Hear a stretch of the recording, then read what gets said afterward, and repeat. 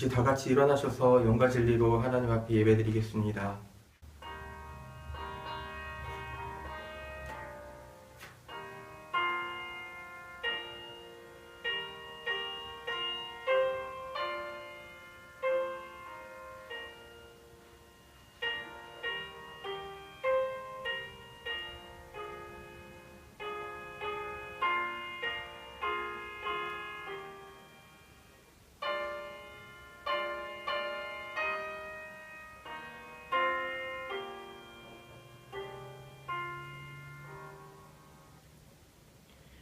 하나님께서 하신 말씀, 그것은 분명히 평화, 당신 백성과 당신을 따르는 자들, 또다시 망령된 대로 돌아가지 않으면 그들에게 주시는 평화로다.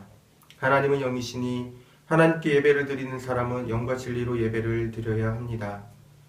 주님, 이 시간 주님의 긍휼을 힘입고자 주님께 나왔습니다. 저희에게 정직과 겸손의 마음을 주셔서 저희를 새롭게 하여 주십시오. 우리 주 예수 그리스도의 이름으로 기원합니다. 아멘.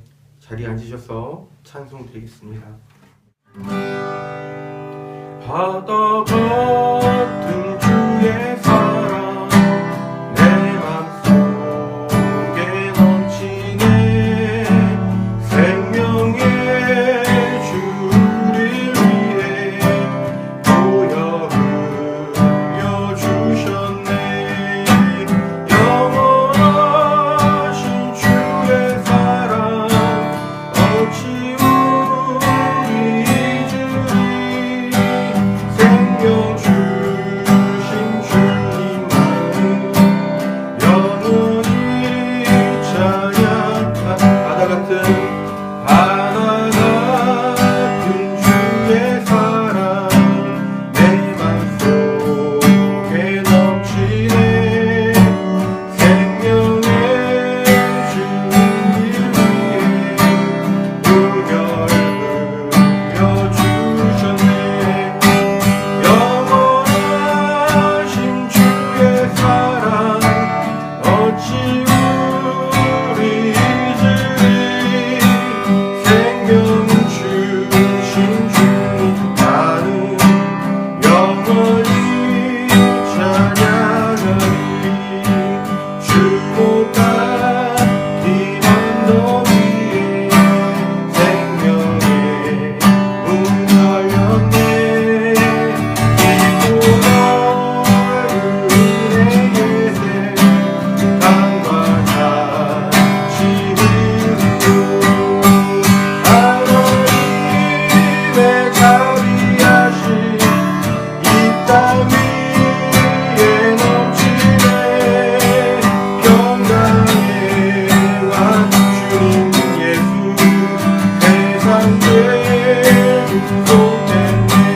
하나님의 자비하신 이 땅 위에 넘치네. 평강의 왕 주님 예수 세상 죄 속했네.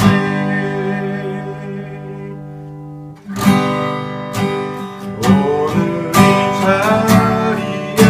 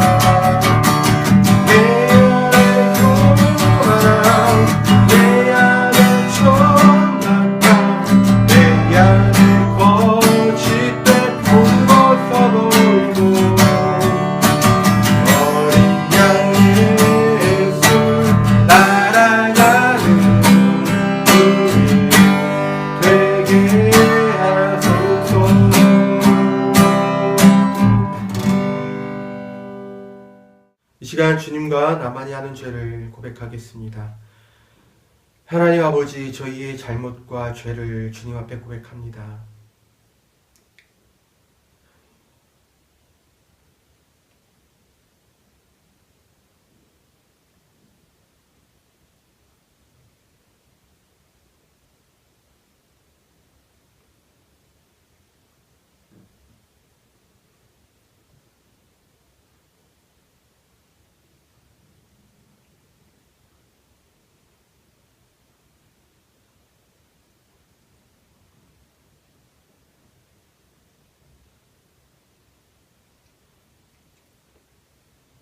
여기 하나님께서 주시는 위로의 말씀이 있습니다.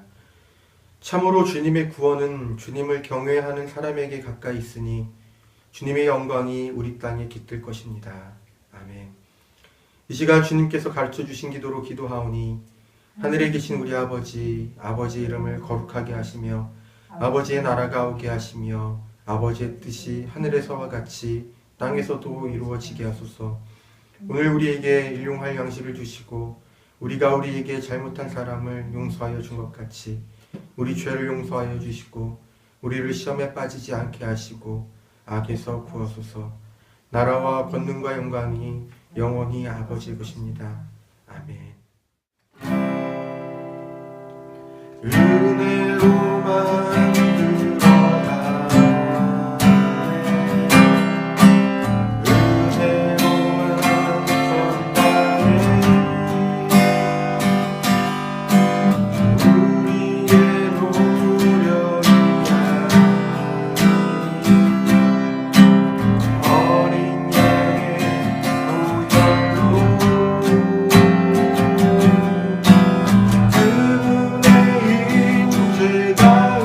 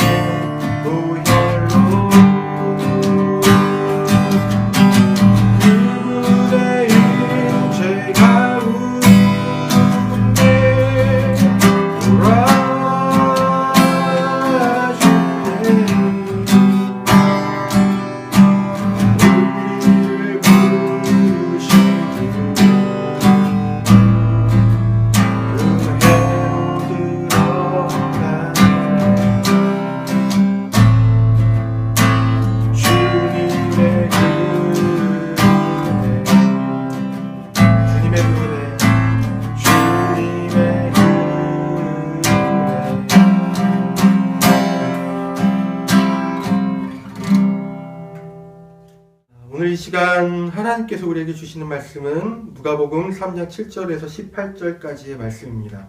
신약성경 89면에 있습니다.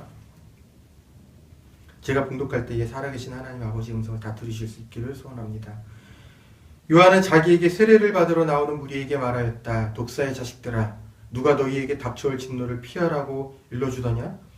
회개에 알맞는 열매를 맺어라. 너희는 속으로 아브라함은 우리의 조상이다 하고 말하지 말아라. 내가 너희에게 말한다. 하나님께서는 이 돌들로도 아브라함의 자손을 만드실 수 있다. 도끼를 이미 나무 뿌리에 갖다 놓으셨다. 그러므로 좋은 열매를 맺지 않는 나무는 다 찍어서 불 속에 던지신다. 무리가 요한에게 물었다. 그러면 우리는 무엇을 해야 합니까? 요한이 그들에게 대답하였다. 속옷을 2벌 가진 사람은 없는 사람에게 나눠주고 먹을 것을 가진 사람도 그렇게 하여라. 세리들도 세례를 받으러 와서 그에게 물었다. 선생님, 우리는 무엇을 해야 하겠습니까? 요한은 그들에게 대답하였다. 너희에게 정해준 것보다 더 받지 말아라. 또 군인들도 그에게 물었다. 그러면 우리들은 무엇을 해야 하겠습니까? 요한이 그들에게 대답하였다. 아무에게도 협박하여 억지로 빼앗거나 거짓 고소를 하여 빼앗거나 속여서 빼앗지 말고 너희의 봉급으로 만족하게 여겨라. 백성이 그리스도를 고대하고 있던 터에 모두들 마음속으로 요한에 대해 생각하기를 그가 그리스도가 아닐까 하였다. 그래서 요한은 모든 사람에게 대답하였다. 나는 여러분에게 물로 세례를 주지만 나보다 더 능력 있는 분이 오실 터인데 나는 그의 신발끈을 풀어드릴 자격도 없소. 그는 여러분에게 성령과 불로 세례를 주실 것이요. 그는 자기의 타작마당을 깨끗이 하려고 손에 키를 들었으니 알곡은 곳간에 들이고 쭉정이는 꺼지지 않는 불에 태우실 것이요. 요한은 그 밖에도 많은 일을 권면하면서 백성에게 기쁜 소식을 전하였다. 아멘. 하나님께서 이 말씀을 통하여 우리에게 은혜 주시길 원합니다. 하나님 나라로 향하는 일상에 우리 함께 라는 제목으로 오늘 주신 말씀의 은혜를 함께 나누고 싶습니다. 오늘 우리에게 하나님의 평화가 있기를 빕니다. 로마에게 주권을 빼앗긴 민족이 현실 아래 있었다. 이 말은 내 생사 여탈권이 나의 손에 있는 것이 아니라 로마에게 있다는 것과 다르지 않습니다. 로마에게 협조하는 사람을 로마는 그 사람의 지위와 신분을 인정을 해줬는데요. 그래서 로마의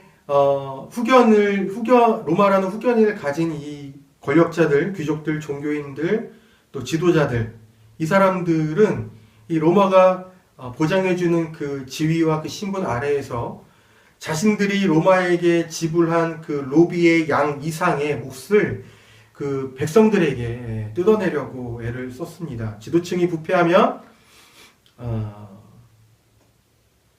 그 하부지직도 부패하기 쉽습니다. 로마가 힘과 권력으로 그 로마 시대의 그 평화를 유지했다면 그 힘은 억압과 착취를 하기 위해 아주 좋은 수단이었습니다. 힘으로 다스려지는 세상에서는 사회와 경제 분야에 일관된 원칙이 세워질 수 없습니다. 왜 그렇습니까? 힘센 놈이 이기는 것이기 때문에 그래요. 힘센 놈이 많이 가져가고 힘센 놈이 이기기 때문에 일관된 원칙이 세워질 수가 없어요. 이처럼 원칙이 무너진 사회는 가진 자는 더 배부르게 하지만 가지지 못한 자는 더 빼앗기는 경제적인 불평등을 반드시 초래합니다. 이스라엘 곳곳에서는 로마에 빼앗긴 이 주권을 되찾기 위해서 게릴라 전이 벌어지고 있었고요. 또 먹고 살기 위한 생계형 강도들도 곳곳에서 출몰하고 있었습니다.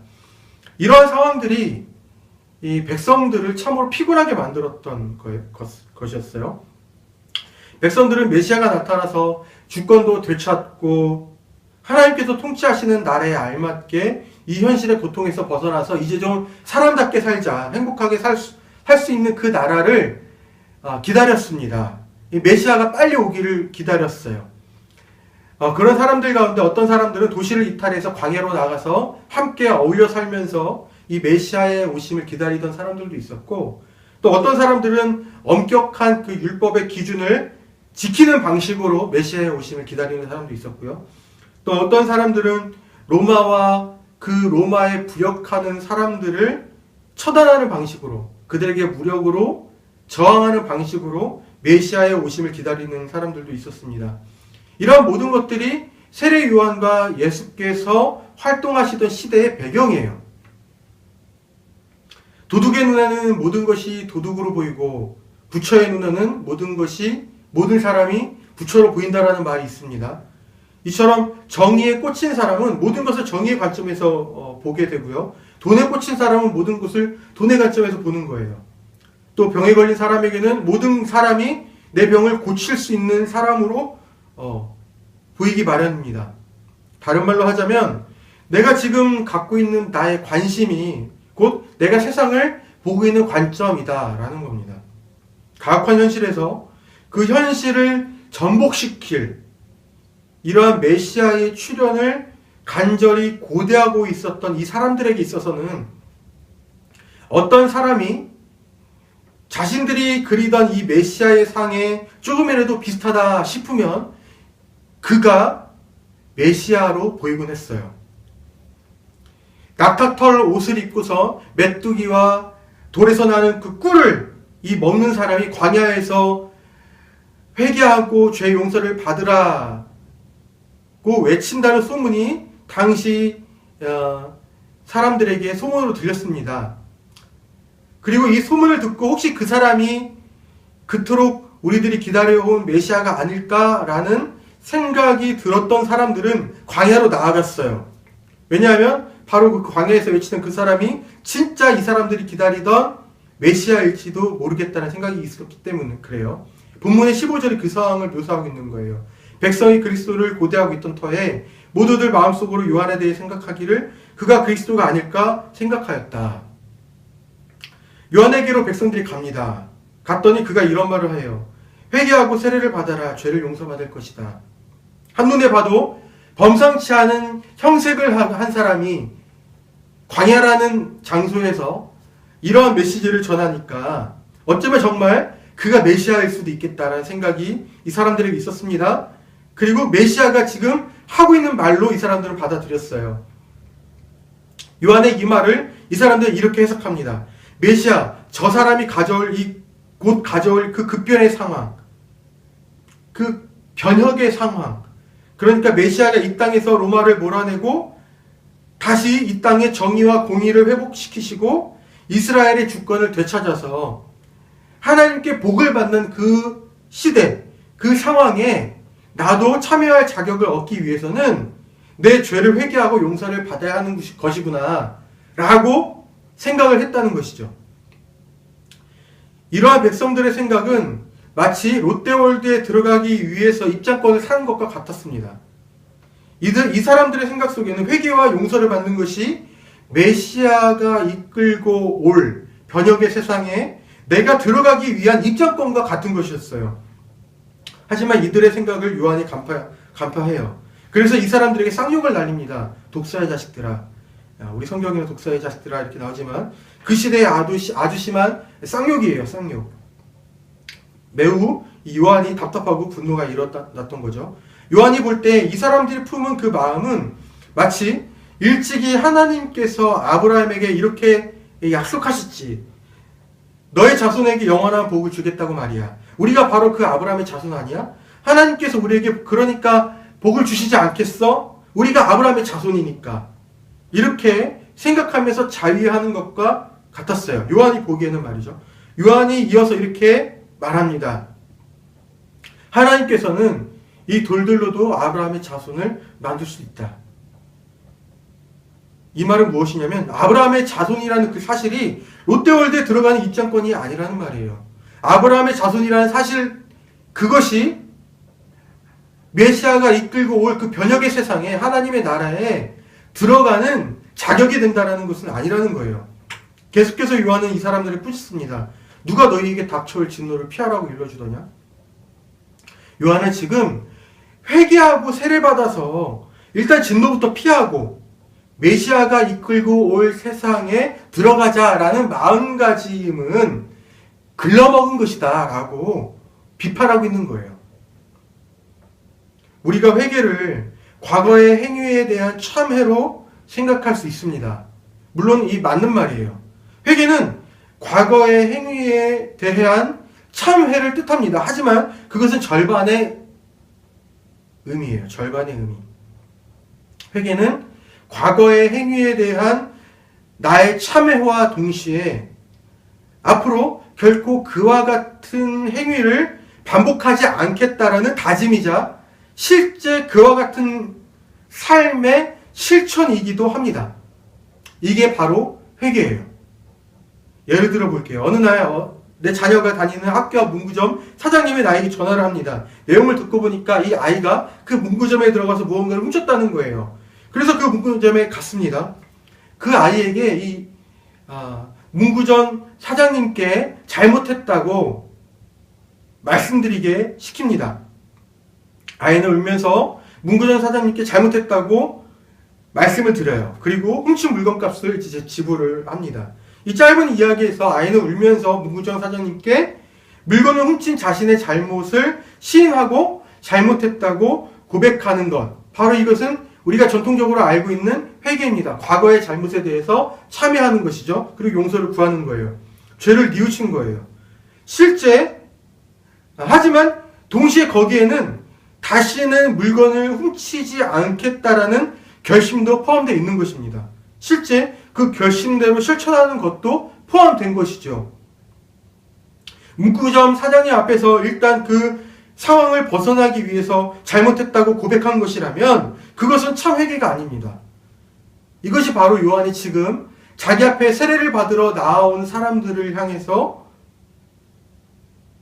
욕하고 그들을 비판하는 말의 의미인 거예요.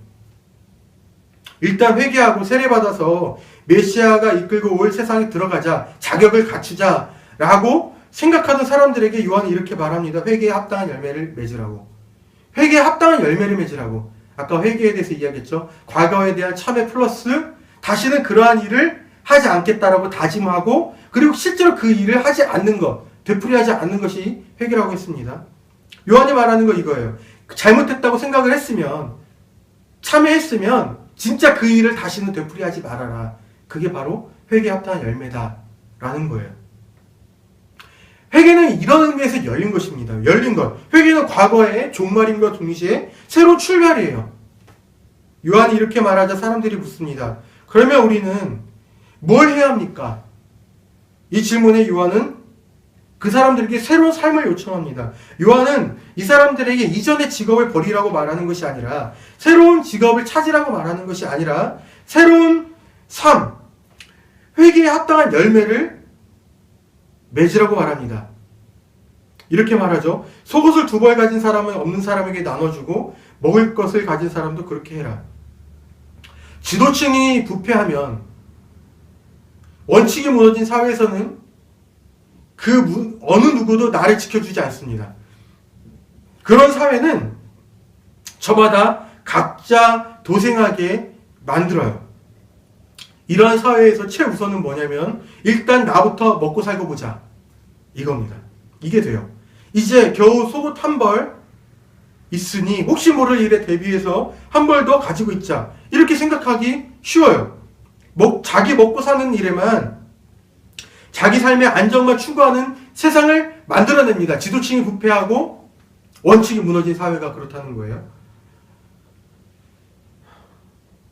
이러한 세상에서 자기 먹고 사는 일에만 자기 삶의 안정만 추구하는 세상에서 모두가 그렇게 살아가는 세상에서 요한은 지금 이렇게 이야기합니다. 다른 삶의 자세를 요구하고 있는 거예요. 네가 입을 것, 네가 먹을 것, 네가 그렇게 생각하는 것만큼 못 입고 못 먹는 사람의 것을 네가 좀 챙겨줘라.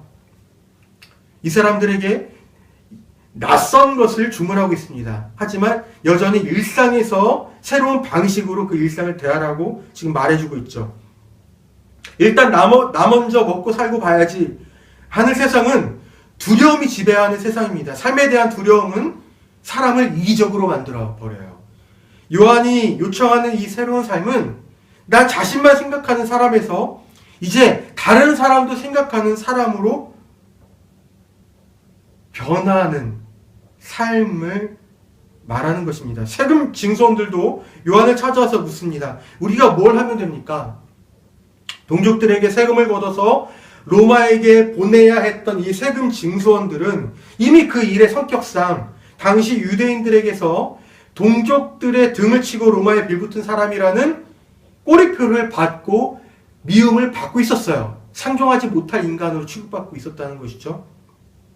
그런데다가 심지어 정해진 몫을 걷어들이는 것이 아니라 그거보다 더 많은 세금을 걷어들여서 자기의 주머니를 채우고 있었기 때문에 백성들의 생계는 더욱 궁핍해지고 세금 징수원들에 대한 유대인들의 미움과 배척은 더욱 극심하던 상황이었습니다. 요한이 이렇게 말합니다. 세금 거둘 때에 받기로 정해진 몫만 거두라고 말이죠. 여기에서도 요한은 그들의 직업을 버리는 식의 새로운 삶을 요청하지 않아요. 그저 있는 자리에서 새로운 삶의 방식을 요청하고 있는 것이죠. 군인들도 요한을 찾아왔습니다. 그들은 로마 군인이 아닙니다. 아마도 헤롯 안티파스의 군인들이거나 유다 지방에서 치안 업무를 보는 사람들일 거예요. 당시 이 군인들에게 지급된 봉급이 아주 적었다라고 합니다. 결국 생활비가 부족한 군인들은 자신들이 가진 그 힘, 무력으로 백성들에게서 협박해서 돈을 빼앗는 일들을 행했다는 것이죠. 그래서 요한이 이 사람들에게 요청합니다. 아무에게도 협박하여 억지로 빼앗거나 거짓 고수를 해서 빼앗거나 속여서 빼앗지 말고 너희 봉급으로 만족하게 여겨라. 힘 가지고 빼앗지 말아라. 네 필요를 위해서. 네가 다달이 받는 그거에 만족하면서 맞춰 살아라. 일상적으로 행해오던 범죄를, 중요합니다. 일상적으로 행해오던 그 범죄를 다시 행하지 말라고 지금 요한이 요청하고 있는 거예요. 요한이 사람들에게, 세금 징수원들에게, 군인에게 말하는 것들은 다 일상에서 너희들이 살아오던 방식에서 돌이켜 새로운 방식으로 살라고 요청하고 있는 것입니다. 이것이 바로 회개에 합당한 열매라는 거예요. 요한은 사람들이 요한을 메시아로 오해하고 이 요한을 찾아왔지만 요한은 자기가 메시아가 아니라고 밝혀요. 이 요한은 자기에게 주어진 역할을 잘 알고 이행한 사람입니다. 그에게 주어진 역할은 예수께서 사역하실 그 길을 준비하는 것이었어요. 주인공은 자신이 아니라 예수라는 것을 요한은 알고 있었습니다. 요한은 자신을 찾아온 사람들에게 그들이 일상적으로 저질러 오던 그 죄를 뉘우치고 그 죄에서 완전히 돌이키는 삶을 요청했습니다. 요한이 베푼 세례는 죄를 뉘우치고 이제 앞으로 내가 뉘우친 그 죄를 반복하지 않고 완전히 돌이킨 삶을 살겠다라는 이 결단의 의식이라고 볼 수가 있어요. 이게 바로 요한이 베푼 세례예요. 하지만 무엇 하지 않는 삶에는 한계가 있습니다. 예를 들어 거짓말 해오던 삶에서 다시는 거짓말하지 않겠어. 이런 식으로 우리 삶의 영역을 올바른 삶으로 하는 것은 한계가 있습니다.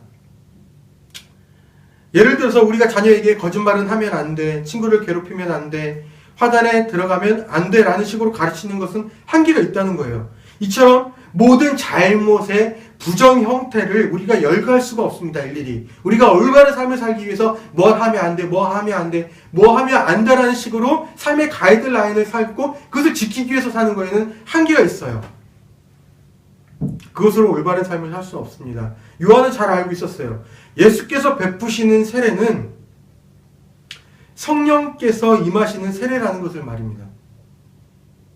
회개한 사람의 마음에 성령께서 임하시면 성령께서 감동을 주시고 성령께서 가르쳐 주시는 대로 살아가면 된다는 것이죠.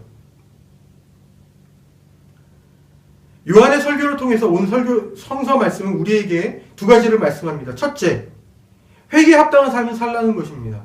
그 어느 시기보다도 예수 믿는 일이 부끄럽고 조롱받는 시대를 우리가 살고 있어요. 거기에는 분명한 이유가 있습니다. 예수님의 사역과 그분의 가르침, 하나님의 자비와 그분의 사랑의 문제가 있는 것이 아니죠.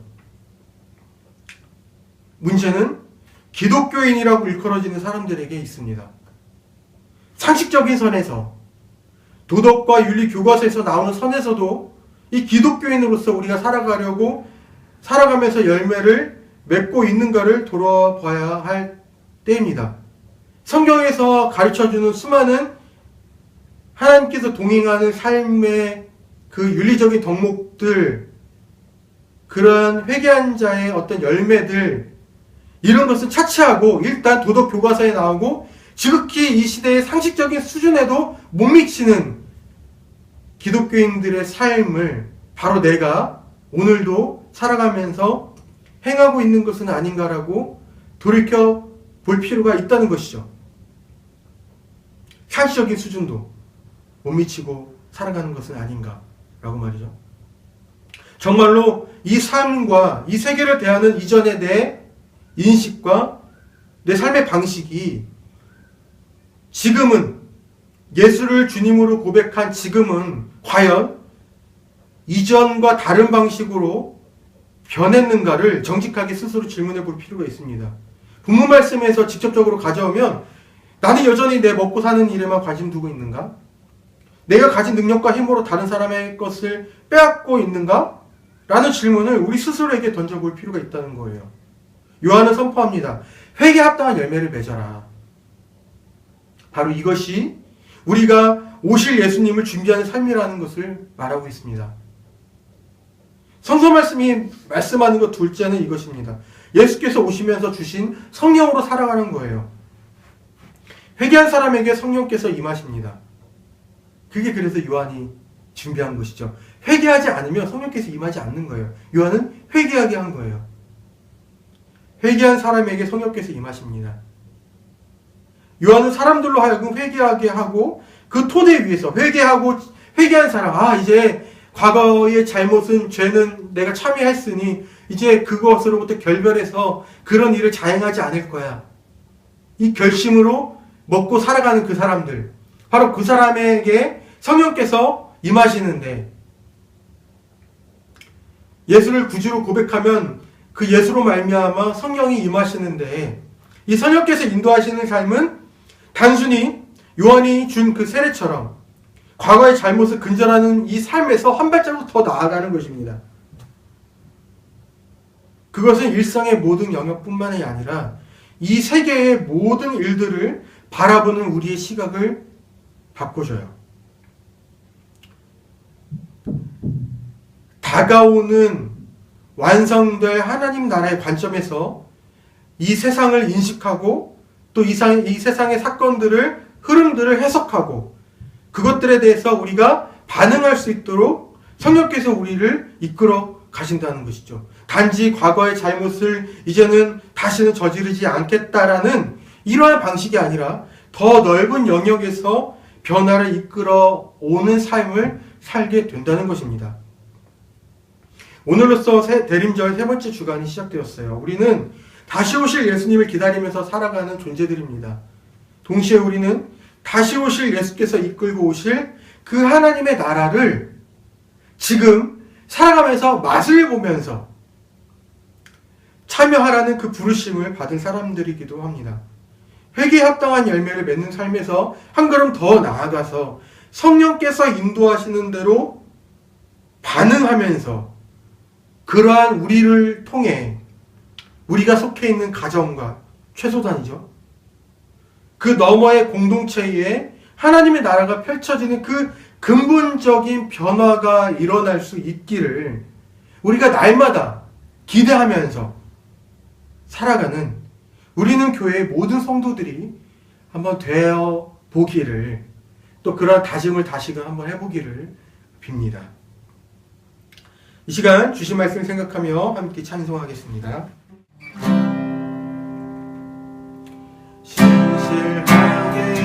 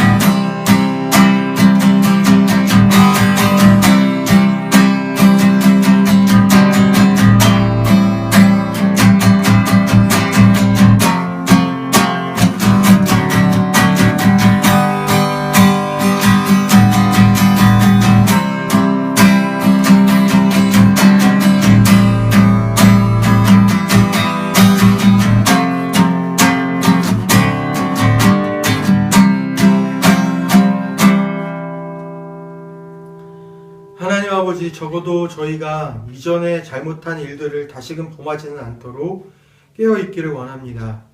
예수님을 주님으로 고백하고 기독교인으로 살면서도 이전에 행하던 잘못과 이전의 삶과 세상을 대하는 그 시각과 방식으로부터 돌아서지 못했다면 주님, 저희를 불쌍히 여겨주시고 돌아설 수 있는 믿음과 용기를 주십시오.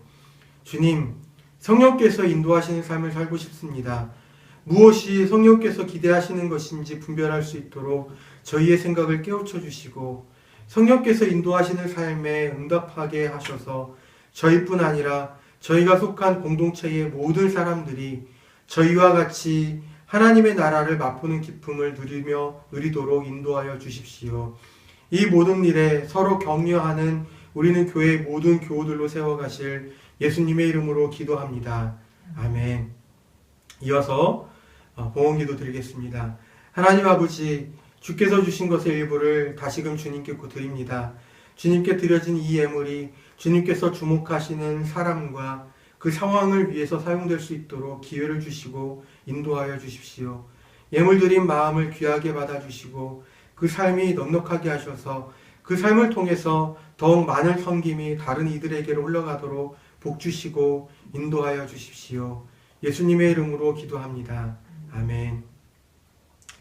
우리는 교회 예배 오신 여러분을 환영합니다. 주일 공동체 예배는 주일 오전 11시 이곳에서 함께 모여드리고 있어요. 하지만 다음 주일인 23일에는 우리 소망교회와 우리는 교회가 연합으로 예배를 드리게 되었습니다. 그 예배에 참여하는 모든 성도들에게 하나님의 지혜와 또 하나님의 위로와 또 하나님의 은총이 임하기를 빕니다. 우리는 교회의 주일 공동체 예배와 아침 묵상과 기도가 유튜브 우리는 교회 채널을 통해서 제공되고 있어요. 이용하시면서 은혜가 있기를 빕니다. 이번 주간에는 임상순 정경화 선교사님 가정이 하나님의 돌보심을 경험하는 한 주가 될 수 있기를 위해서 함께 기도해 주시면 좋겠습니다. 이제 다 같이 일어나셔서 파동 찬양을 부르고 세상으로 나아가겠습니다. 누구나 삶의 시작은 같구나.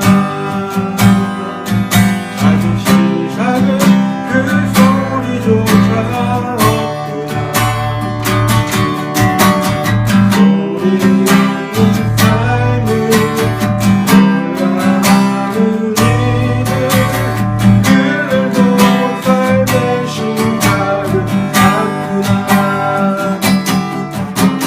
지금도 우리 시작은 같구나.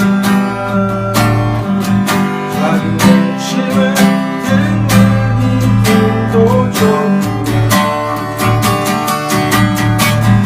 우리 깨물 기뻐하는 이들, 그들과 우리 시작은 같구나.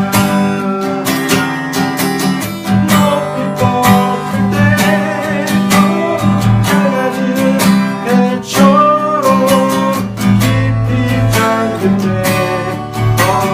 소리 없는 바다처럼 작은 친구야. 소리 없는 것들아 높게 살자. 깊게 살아. 누구나 삶의 시작은 같구나. 높이 떴을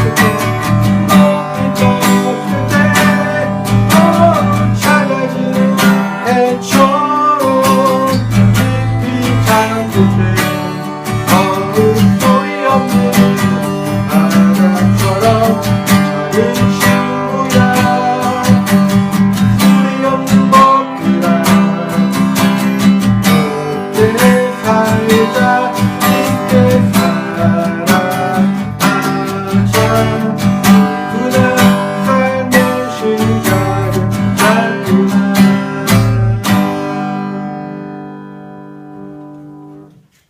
이제는 우리 주 예수 그리스도의 은혜와 하나님 아버지의 사랑하심과 성령 하나님의 깨닫게 하심과 동행하심이 말씀 듣고 지키며 살기를 소원하는 우리는 교회의 모든 교우들과 목사님에게 지금으로부터 영원까지 함께 하시기를 축복하며 기도합니다. 아멘.